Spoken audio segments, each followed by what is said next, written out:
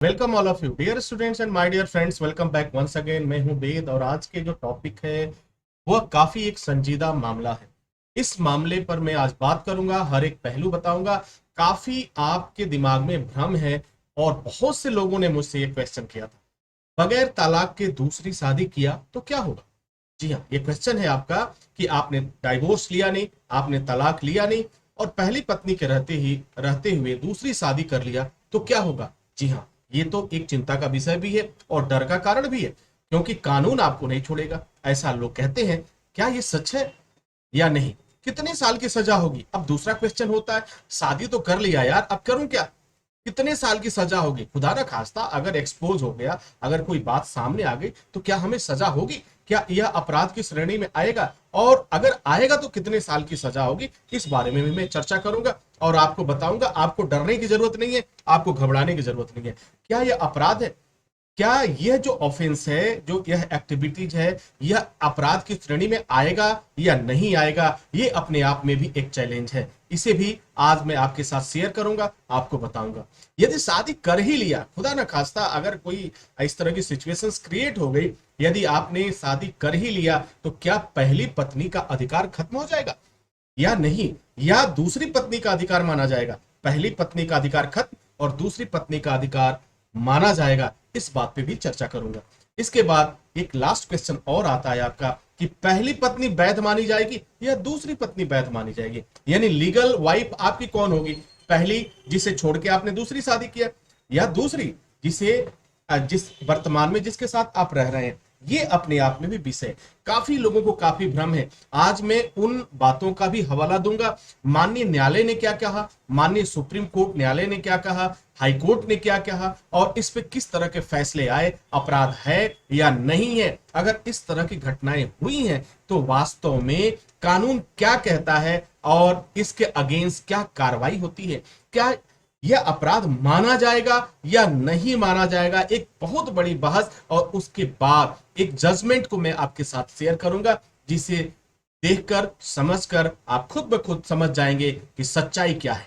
क्या आपने जो दूसरी शादी किया वह सही है या गलत है? चाहे वो पति हो या पत्नी हो, दोनों ने अगर किसी वजह से दूसरी शादी कर लिया, पति ने दूसरी शादी किया तो क्या वो अपराध की श्रेणी में आएगा? पत्नी ने दूसरी शादी कर लिया तो क्या वो अपराध की श्रेणी में आएगा? ये सारी बातें मैं आपके साथ शेयर करने वाला हूं। सबसे ज्यादा इस सप्ताह सबसे ज्यादा क्वेश्चन ये मुझसे पूछा गया। अब चलिए, तो dear student and my dear friends, legal law of India में आप सभी का वेलकम है। लीगल लॉ ऑफ इंडिया का मकसद ये है कि आपके परिवार को बचाया जाए, आपकी मदद की जाए, कानूनी जानकारी आप तक पहुंचाई जाए, वो भी बहुत ही सरल तरीके से घर बैठे हुए। आप घर बैठे हुए कानूनी सलाह मुझसे ले सकते हैं और बस कुछ मिनटों में आपको बहुत भाग दौड़ करने की जरूरत नहीं पड़ेगी और बहुत ज्यादा आपको तनाव लेने की भी जरूरत नहीं है। आप अपना मामला मुझसे शेयर कर सकते हैं और आपका सारा जो कुछ भी मामला होगा वह बिल्कुल सिक्योर होता है, आपकी प्राइवेसी भी मेंटेन होती है। अब बात कर लेते हैं डियर स्टूडेंट्स, अगर शादी कर लिया किसी ने, अगर किसी पत्नी ने पहले पति के रहते हुए दूसरी शादी कर लिया, तो अगर मैं बात करूं तो आईपीसी की धारा 494 के तहत यह अपराध है। आईपीसी इंडियन पिनल कोड ये कहती है कि 494 के तहत आपने अपराध किया क्योंकि आपने पति के रहते हुए दूसरी शादी कर ली। ठीक यही सिचुएशन अप्लाई होता है कि अगर पहली पत्नी के रहते हुए आपने दूसरी शादी कर लिया तो फिर आईपीसी की 494 धारा भी कहती है कि आपने अपराध किया है। अब देखो, यह अपराध तो है, आईपीसी जो 494 जो कहती है यह अपराध तो है। अब थोड़ा सा और आगे बढ़ते, इस सफर को आगे बढ़ाते, अब बखूबी समझ जाएंगे, मुझे बताने की जरूरत नहीं पड़ेगी। पहली पत्नी के रहते दूसरी शादी की तो यह अपराध नहीं है। कोर्ट यह भी कहती है कि यदि पहली पत्नी के रहते हुए या पहले पति के रहते हुए आपने दूसरी शादी किया तो यह अपराध की श्रेणी में नहीं आएगा अकॉर्डिंग टू लॉ। ठीक है, ये ऐसा प्राविधान है। अब दूसरी बात क्यों है, कैसे है, देखिए ये सिचुएशन पे डिपेंड करता है, वर्क ये केस का जो नेचर है उस पर भी डिपेंड करता है। बहुत से लोग, ऐसा ना हो कि लोग ये कहें कि भाई आईपीसी 494 तो अपराध करती है और सर आप तो कह रहे हो कि अपराध नहीं है, लेकिन है। ये अगर पहली पत्नी के रहते हुए आपने दूसरी शादी किया ये बिल्कुल अपराध नहीं है। पहले पति के रहते हुए आपने दूसरी शादी किया ये बिल्कुल अपराध नहीं है। ये मैं नहीं कह रहा हूं, ये माननीय न्यायालय ने कहा है। और कैसे कहा ये भी मैं आपको बताता हूं। अब देखिए एक तीसरा पॉइंट आता है, कोई दूसरा शादी करता क्यों है, प्रश्न चिन्ह तो है। अगर आपने अपने परिवार को बचाया होता या आप अपने फैमिली लाइफ को आप सिक्योर करते तो फिर ये नौबत नहीं आती। कहीं ना कहीं कमी है। यदि पति दूसरी शादी करने के लिए मजबूर है तो निश्चित रूप से इसमें पत्नी का कहीं ना कहीं तो कुछ तो बनता है, कहीं ना कहीं उसका दोष है। अगर पहले पति के रहते हुए पत्नी दूसरी शादी करने के लिए मजबूर हो जाती है तो कहीं नहीं पति का दोष तो है। तो ये प्रश्न चिन्ह तो बनता है। और यह एक जो है व्यवहार की बातें हैं, ये आपके जीवन की बात है, ये आपकी लाइफ स्टाइल की बात है। अब देखिए थोड़ा सा और आगे बढ़ेंगे, आपको खुद ब खुद समझ में आ जाएगा। क्या अब एक क्वेश्चन का जवाब आप दीजिए, क्या जब आपने शादी किया था तो कोर्ट की परमिशन लिया था? चाहे आप हिंदू हो, हिंदू लॉ के अकॉर्डिंग में बात करो तो क्या आपने कोर्ट से परमिशन लिया था? चलिए मुस्लिम लॉ, चलो आप हिंदू नहीं हो मुस्लिम हो, क्या मुस्लिम लॉ के अकॉर्डिंग आपने कोर्ट से परमिशन लिया था कि माननीय न्यायालय मैं शादी करना चाहता हूं, शादी करूं या नहीं करूं? आपने पूछा था क्या? नहीं पूछा था। तो आप किसी भी हिंदू लॉ की बात करें, मुस्लिम लॉ की बात करें या अन्य अदर जो भारत में जो लॉ है आईपीसी की उसकी बात करें, तो आपने कभी भी कोर्ट से पूछ के शादी तो नहीं किया। लेकिन जब शादी में प्रॉब्लम्स क्रिएट होता है तो आप दौड़ के कोर्ट के पास जाते हो। तो भाई देखो कोर्ट की भी कुछ सीमाएं हैं। कोर्ट ऐसा नहीं कर कहती कि आपने जो कहा, आपने थोड़ा सा रोया, आपने थोड़ा सा आपने वहां पे इमोशनल ड्रामा क्रिएट किया और कोर्ट आपको इसको देख करके जजमेंट सुना देगा, ऐसा बिल्कुल नहीं। अब देखिए अब अगले पॉइंट्स को देखते हैं। क्या कोर्ट ने कहा था दूसरी शादी करो? अगर पत्नी ये कहती है कि मेरे पति ने दूसरा शादी कर लिया, तो अभी हाल ही में एक मामला आया था जिसमें माननीय न्यायालय ने कहा, उस लड़की से कहा, उस महिला से कहा कि एक बात बताओ, क्या कोर्ट ने कहा था कि दूसरी शादी कर लो? तुम अपना परिवार खुद तोड़ रही हो। अगर तुम परिवार को बना के रखती, अपने परिवार को समझती और बाहरी दुनिया से की चकाचौंध से हटके रहते तो शायद तुम्हारा परिवार नहीं टूटता। और देखो परिवार की कुछ सीमाएं हैं। अगर तुम्हारा पति नहीं रखना चाहेगा तो दुनिया के कोई भी ताकत तुम्हें रखवा नहीं सकता। दुनिया की कोई भी ताकत, दुनिया का कोई भी लॉ, इंडियन की बात कर रहा हूं, भारतीय की बात कर रहा हूं, भारत में कोई भी ऐसा लॉ नहीं है कि अगर पति न रखना चाहे तो वह जबरदस्ती पत्नी को रखवा दे। ऐसा कुछ भी नहीं है। ये पति पर भी लागू होता है, ये पत्नी पर भी लागू होता है। अब थोड़ा सा आगे चलते हैं। माननीय न्यायालय ने कहा कि तुम्हारे पति ने दूसरी शादी की तो जिम्मेदार कौन है? तुम खुद बताओ। पहले तो तुमको ये बहुत अच्छे से ब्याह करके लाया, शादी करके लाया, सारी जिम्मेदारी थी, और आज इतने वर्ष बीत गए उसके बाद डिसीजन आया, तो निश्चित रूप से कहीं ना कहीं तुम्हारी कमी है। न्यायालय ने इस बात को सिद्ध किया और अपने जजमेंट में भी इसको लिखा। और माननीय न्यायालय ने उस महिला से यह भी कहा कि मैडम कोर्ट की भी कुछ सीमाएं होती हैं, ऐसा नहीं कि जो तुम कहोगी वही मैं मान लूंगा, तुम क्या दूध की धूली हो? इस तरह की भी बातें आई। तो dear students and my dear friends, आपने देखा कि 6 पॉइंट्स पे अगर हम डिस्कशन करें तो अगर पहली पत्नी के रहते हुए आपने दूसरी शादी किया तो यह अपराध है।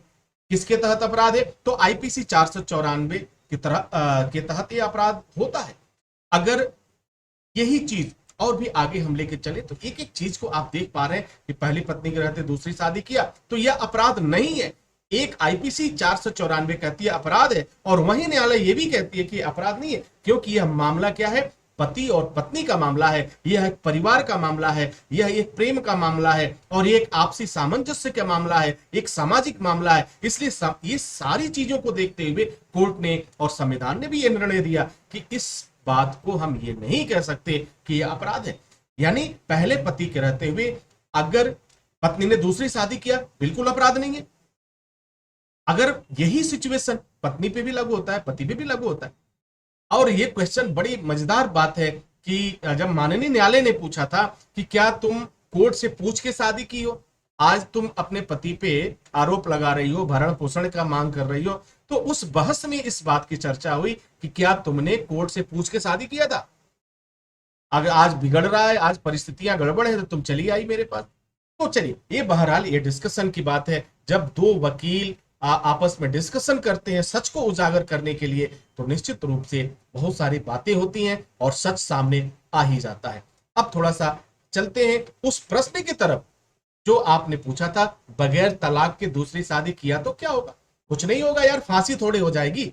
फांसी नहीं होगी। और कितने साल की सजा होगी? आपको सजा नहीं होगी, लेकिन कुछ चीजें ऐसी हैं जिससे होकर आपको गुजरना जरूर पड़ेगा।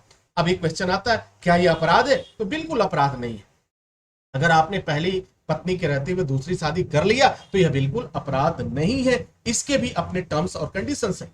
यदि शादी कर ही लिया तो क्या पहली पत्नी का अधिकार खत्म हो जाएगा? जी हाँ, पहली पत्नी का अधिकार बिल्कुल खत्म नहीं होता जब तक कि तलाक की प्रक्रिया पूरी न कर ली जाए। यानी अगर आपने दूसरी शादी कर भी लिया है तो पहली पत्नी का अधिकार बना रहेगा। लेकिन जरा ये सोचो कि अगर कानून और जबरन अगर आप अधिकार बना के रखते हो तो फिर वह व्यक्ति भी कानून का सहारा लेगा और फिर आपको एक छोटा सा भरण पोषण दे कर सकता है। 125 आप दाखिल करोगे, तमाम तरह के बातों को एलिगेंस लगाओगे, भाई जाहिर सी बात है इसमें कोई आइडियल वे तो होगा नहीं। कहीं ना कहीं एक व्यक्ति झूठा तो जरूर है, एक व्यक्ति झूठा है, एक व्यक्ति गलत कर रहा है जिसकी वजह से परिवार खत्म हुआ है। तो शादी कर ही लिया तो पहली पत्नी का अधिकार तो बना रहता है, लेकिन इस अधिकार को साबित करने के लिए आपको लोहे के चने चबाने पड़ेंगे। तब जाकर आपको साबित करना होगा कि हाँ मेरा अधिकार है या नहीं है। अब दूसरी बात ये आती है सामने कि क्या दूसरी पत्नी का अधिकार होगा? जी हाँ, अगर वह साथ में है तो दूसरी पत्नी का अधिकार तो बिल्कुल नहीं होगा जब तक कि तलाक नहीं हो जाता है। लेकिन अगर मॉरली देखें और अगर एक सामाजिकता को देखें तो पति जिसके साथ रहता है उसी का वर्चस्व माना जाता है, उसी का सब कुछ माना जाता है, क्योंकि राइट जो होता है वह पति और पत्नी दोनों के सामंजस्य से ही होता है। यहाँ बहुत सी बातें ऐसी हैं जिसे सिद्ध करना अपने आप में एक लोहे के चने चबाने के बराबर होता है। तो डियर स्टूडेंट्स, किसी भी बात को समझना और क्या सिचुएशंस है, उसका ग्राउंड्स क्या है, इस बात को जाने बगैर आप कोई डिसीजन नहीं दे सकते। माननीय न्यायालय ने ऐसा क्यों कहा कि क्या आपने मुझसे पूछ के शादी किया था? माननीय न्यायालय ने इसलिए कहा कि अगर आपकी प्रॉब्लम्स क्रिएट हो रही है तो आप आ रहे हो, आज कानून की दुहाई दे रहे हो, आज 494 की दुहाई दे रही हो, लेकिन कल तो तुमने नहीं पूछा था। कल तो तुमने कोई इनविटेशन नहीं दिया था कि माननीय न्यायालय मैं शादी करने जा रही हूं, क्या मैं करूं या ना करूं, इसकी परमिशन आप मुझे दे रहे हो कि नहीं दे रहे? तो आपने तो कभी नहीं पूछा। तो ये बहस का हिस्सा था जहां पे इस बात को बोला गया और माननीय न्यायालय ने इस बात को भी कहा कि देखो कोर्ट की भी एक सीमाएं होती हैं, और जहां तक कि पति और पत्नी के मामले की बात है, एक व्यवहार का मामला है, एक सोशल मामला है और ये हमारे संस्कृति से जुड़ा हुआ है। इसलिए ये अगर पहली पत्नी के रहते हुए पति ने दूसरी शादी कर लिया तो ये बिल्कुल अपराध नहीं होगा और आप किसी भी चीज का क्लेम नहीं कर सकते। आप दावा नहीं कर सकते कि सब कुछ मुझे दे दो, आप उसकी परवाह करोगे नहीं और कहोगे सारा धन मुझे दे दो, सारी संपत्ति मुझे दे दो, तो बिल्कुल नहीं देगा, वो बिल्कुल नहीं देगा। तो ये सारी बातें अब तक आपके दिमाग में जो भी क्वेश्चंस चल रहे थे इनको आपने समझ लिया होगा। यदि आप अपने राइट पे हैं, सही हैं, तब भी आप समझ चुके होंगे और आपने गलत किया तब भी समझ चुके हैं। लेकिन अगर हम बात करें तो 494 के तहत यह अपराध तो है, अपराध की श्रेणी में रखा गया है, लेकिन जो वास्तविक रियल एक्टिविटीज और क्रिमिनल एक्टिविटीज होता है उससे थोड़ा सा इसे अलग रखा गया है। तो उम्मीद करता हूं dear students and my dear friend, इस बात को आप समझ चुके होंगे। इसी के साथ इजाजत चाहेंगे, नेक्स्ट वीडियो में आपके प्रश्नों के साथ हाजिर होऊंगा और इस लीगल लॉ ऑफ इंडिया कानूनी सलाह के अंतर्गत अगर आपके क्वेश्चंस, जो भी क्वेश्चंस मेरे पास सबसे ज्यादा आते हैं उस पे मैं कोशिश करता हूं कि आपको समझाऊं, आपसे बात करूं, लॉ क्या कहता है उसको भी बताऊं, आपका सोशल क्या कहता है उसको भी बताऊं और आने वाला सिचुएशन क्या होगा ये भी बताऊं। इसी के साथ इजाजत चाहेंगे, नेक्स्ट वीडियो में हाजिर होंगे, तब तक के लिए wish you all the best. Thank you for watching, thank you for learning.